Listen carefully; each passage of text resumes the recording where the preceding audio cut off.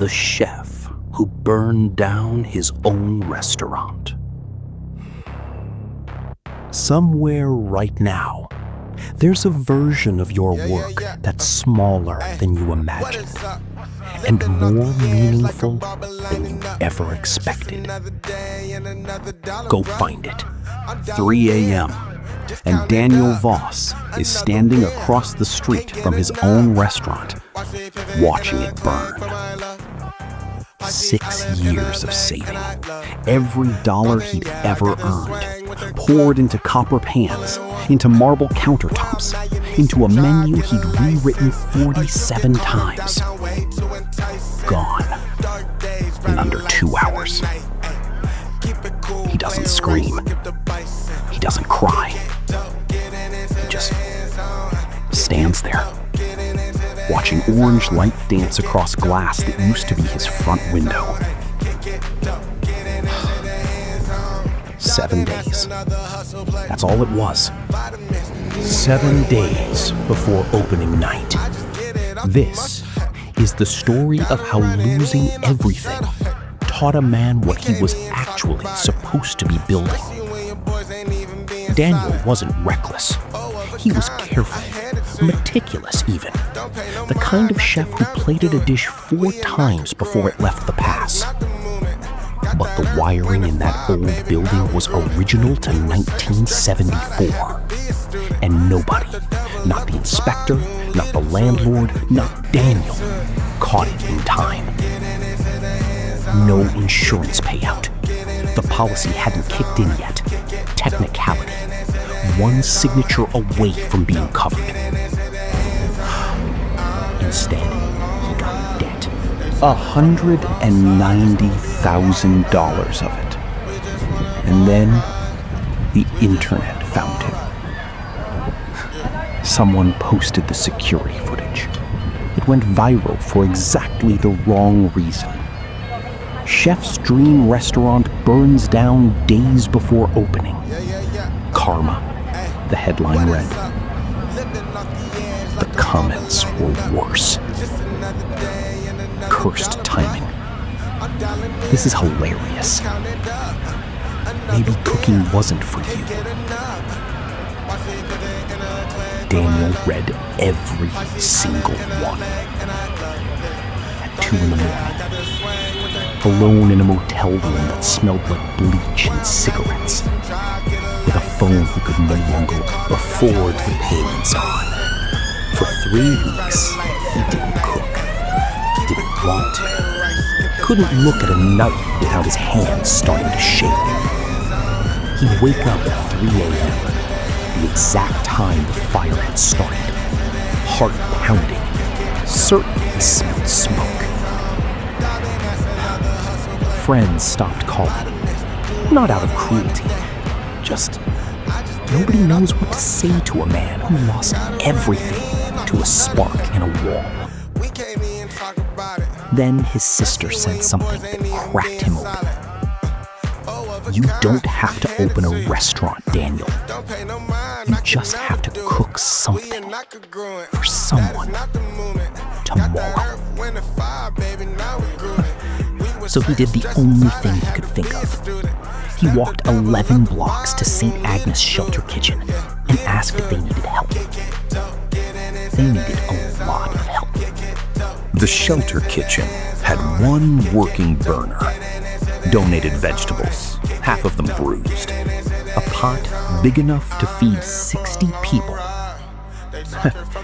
No marble counters, no copper pans.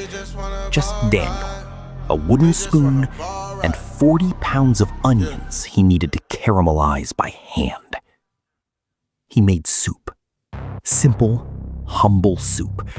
The kind he would have been embarrassed to serve at his old restaurant. And then he watched a woman, maybe 70 years old, coat too thin for the weather, take one spoonful and start to cry. Daniel panicked, thought he'd done something wrong, asked if the soup was too hot, too salty, something. She shook her head.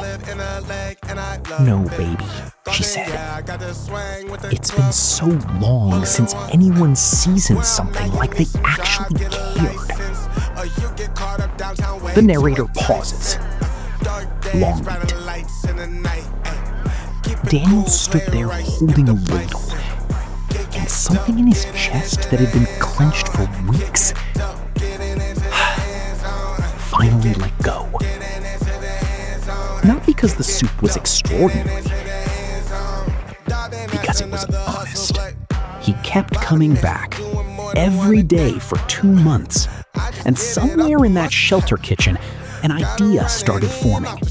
Not a comeback, not a revenge story, just a question. What if the fanciest thing he ever built was never actually what people needed from him?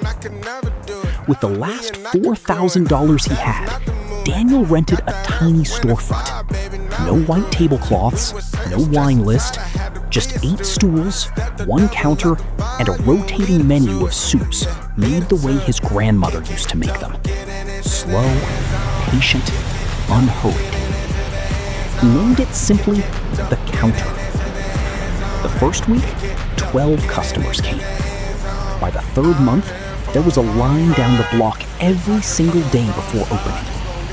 Not because it was fancy, because it was real. Food critics who once called his old concept promising but overworked started writing about the most honest bowl of soup in the city.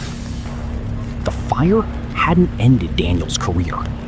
It had burned away the version of it that was never actually his. Here's what nobody tells you about disaster. Sometimes it isn't punishment. Sometimes it's demolition. Clearing space for the thing you were too afraid or too proud to build in the first place. Daniel didn't lose his dream in that fire. He lost a version of it. A version built more from ambition than from truth. Maybe you're sitting with something right now that feels like it burned to the ground. A job, a relationship, a version of yourself you worked years to construct. I'm not going to tell you it doesn't hurt. It does. It's supposed to. But ask yourself the question Daniel had to ask, standing in that shelter kitchen with nothing left to lose. What if the wreckage isn't the end of my story? What if it's just the wrong floor plan cleared away so I can finally build the right one? The narrator pauses. Long beat. You don't need marble counters. You don't need everyone's applause. You need one honest thing, made with care, offered to one person who needs it. Start there. That's how every real thing gets built.